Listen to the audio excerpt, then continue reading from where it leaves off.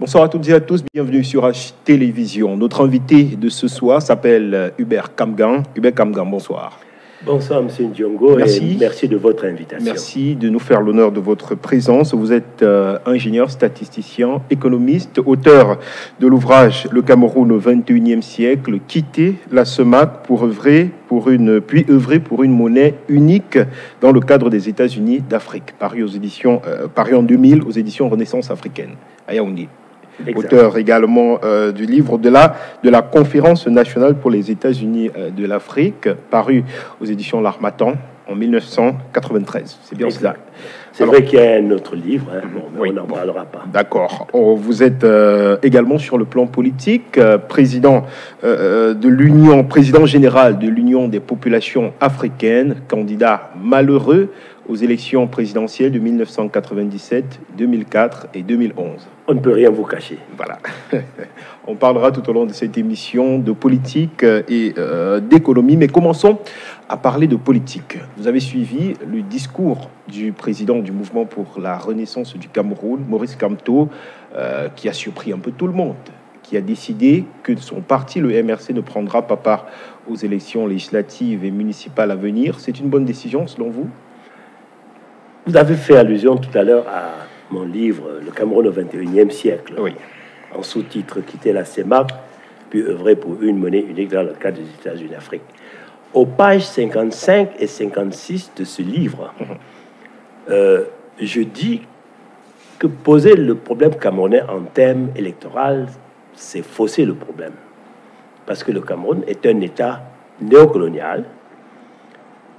Le néocolonialisme signifie que le Cameroun n'a pas parachevé son processus de décolonisation. Oui. Et que depuis qu'on a proclamé l'indépendance du Cameroun, les élections, déjà à l'époque coloniale, étaient truquées, et depuis lors, les élections sont truquées. Oui.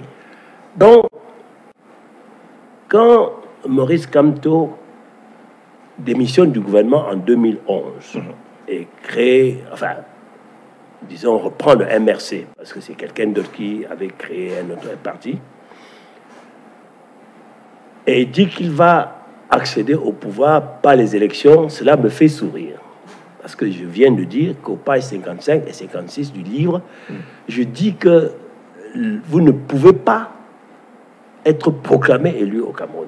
Alors, ce n'est pas possible. Parce que vous avez été candidat à 3 reprises, Hubert Kamgan. Oui. Vous avez vous aussi été dans l'opposition. Non, je suis toujours. D'accord. En fait, permettez-moi de dire qu'en fait, il y a 2 oppositions au Cameroun. Oui. Il y a l'opposition de continuité néocoloniale, c'est-à-dire qui ne reproche à M. Biya que des problèmes entre eux. Oui.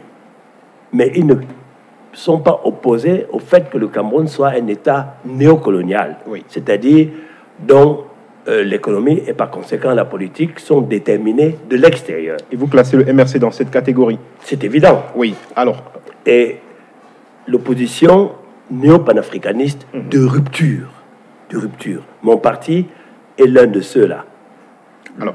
Bien. Donc, quand Maurice Kamto démissionne en 2011 et lance le MRC, je dis, il va se heurter. Parce que quand vous dites que j'ai été candidat, j'explique justement dans mon dernier ouvrage. À 3 reprises. Oui, il faut préciser. Oui, candidat à 3 reprises. Oui. J'explique que l'objectif était de faire passer le message panafricaniste. Parce qu'il faut dire que même jusqu'à présent, ce message extrêmement porteur d'avenir n'était pas passé. Parce que les problèmes que je pose, et on en parlera tout à l'heure, bien sûr, sont extrêmement profonds. Alors, si on... je dis donc, M. Kamto s'est trompé en faisant croire et en disant aux Camerounais qu'il peut être proclamé dans une élection où M. Biya est candidat. Alors, le boycott est salutaire. Dans ce cas, non. Il réclame au préalable la réforme consensuelle du code électoral, le retour à la paix dans les régions du Nord, ce n'est pas comme ça, ce n'est pas ces problèmes. Est-ce que le boycott, dans ce cas, peut s'expliquer? Non, je ne vois pas les choses de cette manière. Quand vous parlez de boycott, je dis, il a compris qu'il s'est trompé. Oui. qu'on ne peut pas le proclamer élu dans le système néocolonial.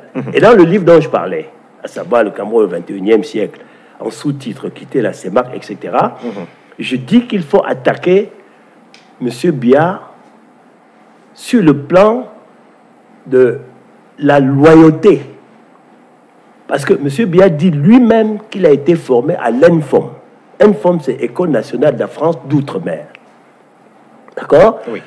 Il faut donc l'attaquer en tant qu'agent du néocolonialisme. Et c'est ce que nous allons faire. Sur quel terrain allez-vous l'attaquer si ce n'est politique?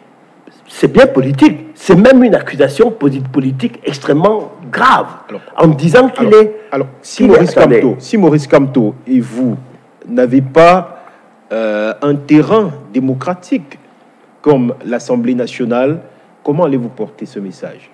Non. Écoutez, nous sommes dans la lutte. Oui. On lutte même dans la clandestinité.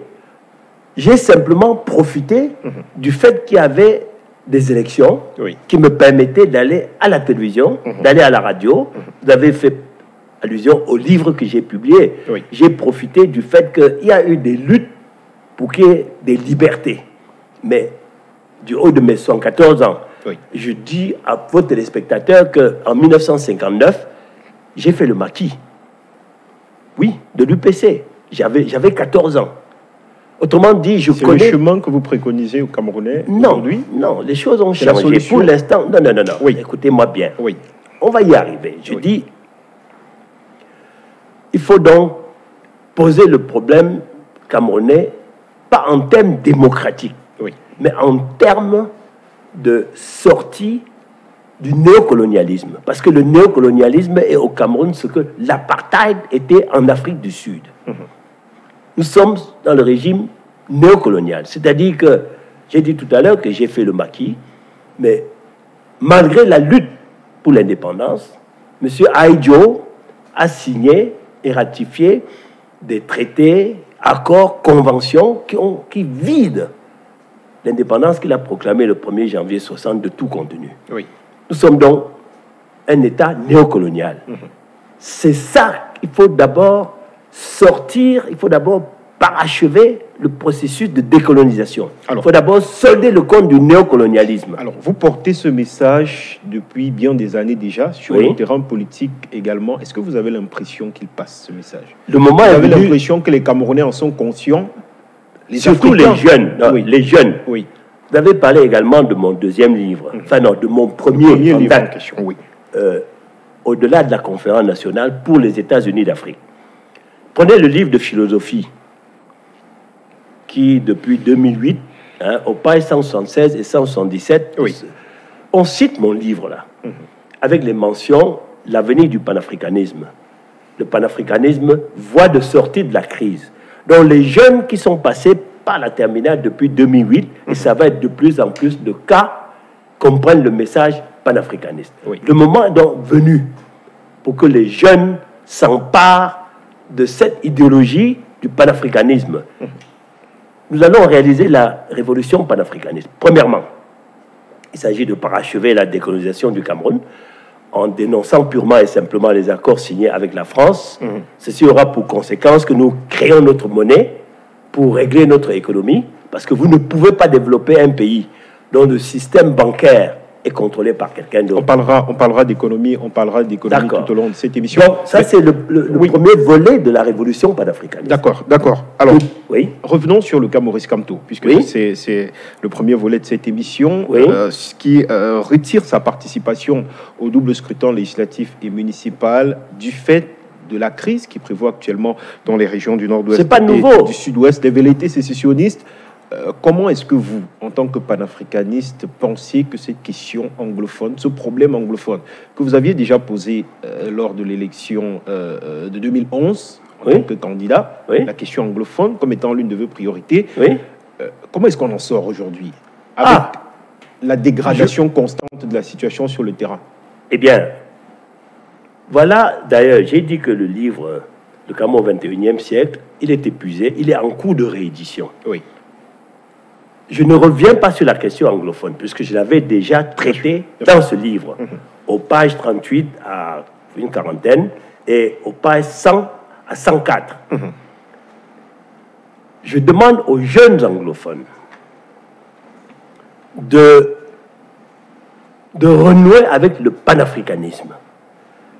La sécession n'a aucun avenir. L'avenir de l'Afrique est dans son unité. C'est-à-dire qu'il faut unir les États. Aucun État, même le Nigeria, ne peut affronter la compétition internationale. L'Afrique a besoin de s'unir. Oui.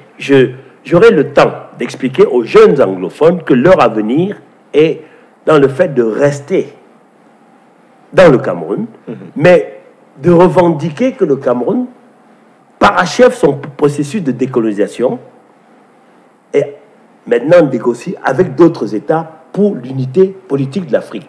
Ça va marcher, parce que de toute façon, la sécession n'a absolument aucun avenir. L'unité politique de l'Afrique. Eh bien, Kamga, oui. Est-ce que ce n'est pas une utopie, quand même? En effet, c'est une utopie. Il y a deux sortes d'utopies. Oui. Il y a l'utopie concrète et l'utopie abstraite. Oui. L'avion était une utopie. Il a fallu que quelqu'un pense à ça. Et Martin Luther King était un utopiste. Oui. I have a dream.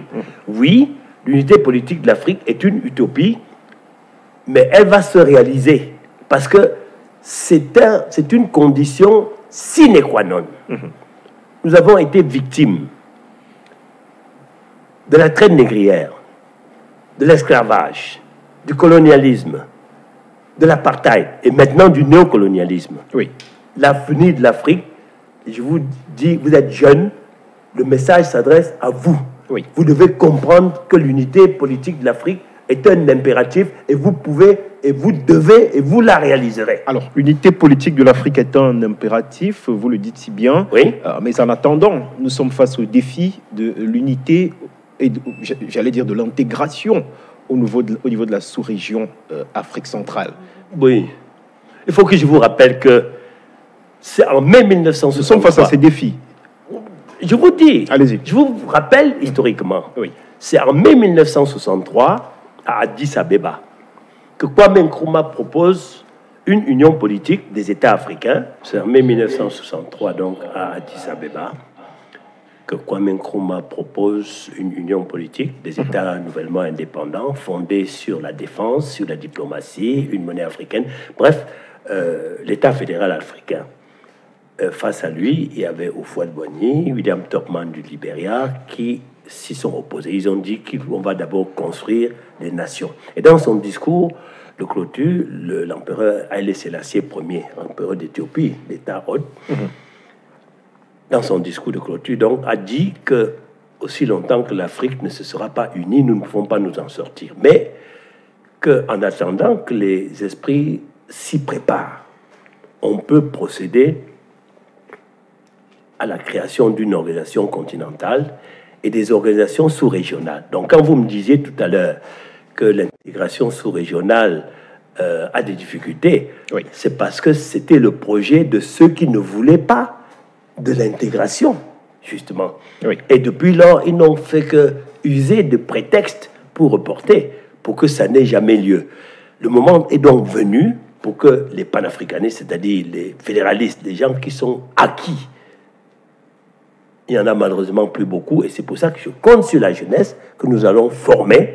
Il faut vraiment un nouveau logiciel. Oui. Il faut convaincre les jeunes que vous êtes. Alors, évaluons cette SEMAC. Le 22 novembre dernier, les chefs d'État de la SEMAC étaient ici même à Yaoundé pour participer à un sommet extraordinaire avec pour objectif d'analyser la situation économique, financière et monétaire de la zone. On sait quand même que cela se tient dans un contexte où les 10 dernières années ont été marquées par une crise économique, notamment avec la chute des cours des matières premières qui constituent 65% des exportations de la sous-région. Nous sommes en 2019. Vous pensez que la sous-région s'est déjà remise de ce choc? Non, c'est pas la sous-région. La CEMAC. La CEMAC, oui. Je dois rappeler que la CEMAC a succédé à l'UDEAC. Oui. Personnellement, Hubert Kamgan, j'ai été chef de département à l'UDEAC de 1980 à 1991. Oui. Je sais donc de quoi je parle. C'est d'ailleurs là-bas que j'ai compris que l'intégration sous-régionale n'est pas le bon chemin. vous parlez de... J'ai dit que nos États sont des États néocoloniaux. Vous ne pouvez pas développer des pays dont le système bancaire, puisque le système bancaire de la CEMAC, c'est la BERC. Oui. Il y a une convention de coopération monétaire entre les États membres de la BERC et la France. Oui. Et le compte d'opération, c'est-à-dire le fait que la BERC émarge au Trésor français, donne à la France le pouvoir de décider des politiques économiques de nos pays. Donc, et c'est pour ça que je dis, il faut en sortir. La CEMAC, on tourne en rond. On ne peut jamais s'en sortir. Dans mon livre dont je parlais tout à l'heure, à savoir le Cameroun au XXIe siècle, je dis que la question de l'avenir du franc CFA ne devrait pas nous concerner. Et je propose que le Cameroun se retire seul de la CEMAC et par la diplomatie maintenant, pendant qu'il organise son économie, après avoir créé sa monnaie pour organiser son économie. Donc vous préconisez une monnaie camerounaise? Dans un premier temps. Oui. Je suis tundianguiste, adepte du professeur Joseph Tundiang Poimi, auteur de Monnaie, Servitude et Liberté. J'ai d'ailleurs été son assistant il y a presque une cinquantaine d'années à l'université. Le Cameroun doit sortir de la CEMAC, créer sa monnaie et entrer en négociation avec d'autres États africains qui le veulent, pas nécessairement de la sous-région Afrique centrale. Je vois le Cameroun, le Ghana, le Kenya et le Botswana. Je prends des pays éloignés géographiquement pour montrer que le noyau dur des États-Unis d'Afrique peut commencer avec des États qui n'ont pas de frontières terrestres. Et au cours des décennies, voire des siècles à venir, les autres États prêts adhèrent à ce noyau qui va se consolider pour que, au bout de 100-150 ans, l'Afrique devienne une fédération continentale. Alors, une monnaie camerounaise peut-elle supporter à la conjoncture économique internationale? Bien entendu, je suis statisticien économiste. Alors tundianguiste, je dis, n'est-ce pas? Non. Alors, dans l'océan Indien, vous avez l'île Maurice, qui n'a même pas 2 millions d'habitants. Ça marche très bien. Sa monnaie, la roupie mauricienne, marche très bien. Non, ce n'est pas une... La monnaie précède la production. Il y a des gens qui disent des faussetés, que pour avoir une monnaie, il faut avoir une économie. C'est faux, parce qu'il n'y a pas d'économie prémonétaire. C'est la monnaie qui, accordée sous forme de crédit, permet de produire et de construire une économie. Ce n'est pas l'inverse. Donc, la première pierre de la construction économique, c'est une monnaie. D'autant que j'aurais terminé lorsque je dirais que la création monétaire se fait à partir de rien. Alors, cette monnaie devra s'arrimer à la monnaie internationale. Le dollar. C'est technique, c'est pas un problème. Alors, ça. On peut même... Le problème, c'est effectivement un problème au niveau de la fluctuation des coûts des matières premières, par exemple, sur le marché. Il n'y a pas de problème, c'est pas ça le problème. Le problème, c'est qu'il faut financer la production de ce que nous exportons. Et maintenant que nous avons exporté, ça nous donne des réserves de change pour continuer. Et il faudra importer aussi. C'est pour cela qu'il faut que la balance commerciale soit excédentaire. Déjà, n'est-ce pas, vous parlez de l'importation. Il y a beaucoup de choses qu'on ne devrait pas importer. Le riz, le poisson, la nourriture d'une manière générale. En contrepartie, il devrait avoir une production locale qui soit efficiente. Absolument. Ce qui n'est pas... La BERC ne peut pas, la BERC ne finance pas la production auprès des producteurs. Dans notre système, quand nous aurons notre monnaie, nous allons demander que la Banque centrale applique une politique monétaire orientée vers la production. C'est-à-dire que le paysan qui a...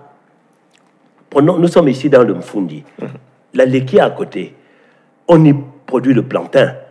On devrait pouvoir accorder un crédit à quelqu'un qui a une plantation de plantain. Il produit, il vend. on veille à ce qu'on le paye. Oui. D'accord? Oui. Et il rembourse. Alors, oui. Oui. Le Cameroun aura également besoin d'importer. Oui. Le franc CFA garantit, par exemple, la convertibilité Non, ce sont des des devises. histoires, ça. Non, ça sont des histoires. Je dis, on n'a pas besoin de... La seule... D'ailleurs, dans son dernier discours, M. Paul Biya a dit que nous sommes à 3 mois d'importation. Ça veut donc dire que, de toute façon, les accords monétaires sont caducs, puisque la France était engagée, conformément à la Convention de coopération monétaire, à convertir de façon illimitée.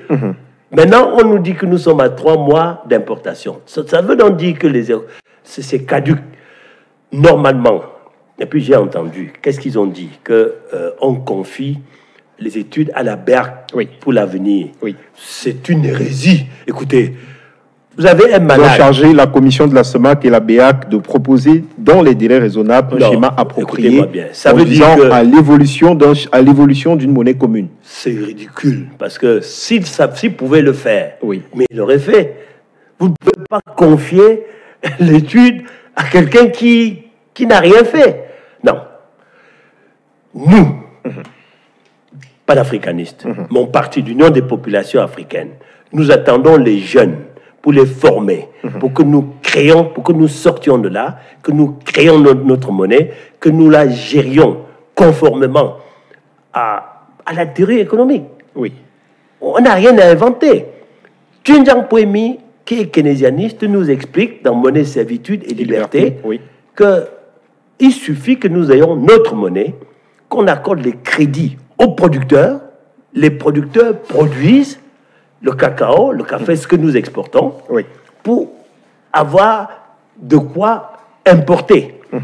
Mais si on produisait également beaucoup de choses que nous importons, alors qu'on pouvait les produire. J'ai parlé du riz. Il n'est pas normal que le Cameroun importe du riz. Nous avons des terres rizicoles au Cameroun. Il n'est pas normal que le Cameroun importe le poisson congelé. Nous avons un réseau hydrographique et même les ressources halieutiques. Si on finançait la production de poissons auprès des petits producteurs, auprès de nos pêcheurs, il y en a. C'est possible. Alors, en Afrique de l'Ouest, on a par exemple la CEDEAO, dont la monnaie dénommée l'ECO devrait rentrer en vigueur d'ici l'année 2020, dans un mois exactement. C'est un exemple... Non, pas du tout. Ça va, je vous arrête tout de suite, parce que l'ECO, c'est une blague. Nous sommes en novembre 2019. On nous dit que l'ECO va circuler. J'ai attendu qu'on nous dise quel est le taux de change de l'ECO par rapport au Naira, par rapport au franc CFA. On n'en parle pas. Attendez, ça veut donc dire que ceux qui ont leur argent dans leur compte ne savent même pas ce que ça va devenir dans l'ECO. Donc c'est une blague, il n'y aura pas d'ECO. Même en 2025, il n'y aura pas d'ECO. Le projet est-il louable? Non, pas du tout. Le projet... J'ai dit non, pas du tout. Mais ça va en droite ligne avec ce que vous préconisez, Hubert Kamga? Non, pas du tout. J'ai dit... Je répète, vous ne pouvez avoir une monnaie commune et unique que dans une fédération. Oui. Politique. Absolument. Si, je vais vous donner 2 exemples. Prenez le dollar. Le dollar marche infiniment mieux que l'euro. Parce que l'euro est la monnaie de 19, en tout cas de beaucoup de pays, qui ont chacun sa politique fiscale, sa politique économique, sa politique d'endettement, etc., etc. Ça ne peut pas marcher. Marine Le Pen, en France, le Rassemblement national, et quelqu'un d'italien, là, j'oublie son nom, ils font campagne disant qu'ils vont sortir de l'euro. Il n'est pas possible qu'un Américain candidat au poste de gouverneur du Texas, par exemple, fasse campagne sur la sortie du dollar. Parce que le dollar est la monnaie d'une fédération. C'est donc dire que l'ECO ne peut pas marcher. Ça va être pire que l'euro. Parce que pour que vous ayez une monnaie unique, il faut que vous ayez exactement la même politique. On nous parle de critères de convergence. Mais encore faut-il que les États appliquent les critères de convergence. Mais confrontés aux problèmes quotidiens, ils ne vont pas les respecter. Du haut de mes 114 ans, j'ai suffisamment d'expérience pour vous dire que ça ne peut pas se faire. Vraiment, Il y a un prix Nobel de sciences économiques 2001 du nom de Joseph Eugène Stiglitz. Entre parenthèses, c'est parce qu'il avait repris la théorie du professeur Joseph Tunjiang Poimi sur la répression monétaire du FMI. Oui. Il dit que vous ne pouvez pas avoir une monnaie unique si vous n'êtes pas dans une fédération. C'est auprès de lui que je l'ai appris. Et dans les faits, effectivement, vous ne pouvez pas avoir une monnaie dont l'écho, même si, de toute façon, on ne va pas la créer. Ce qui est sûr, c'est qu'en 2020, il n'y aura pas d'écho. Très difficile. Non, très difficile. C'est impossible. Il n'y en aura pas. Il n'y aura pas.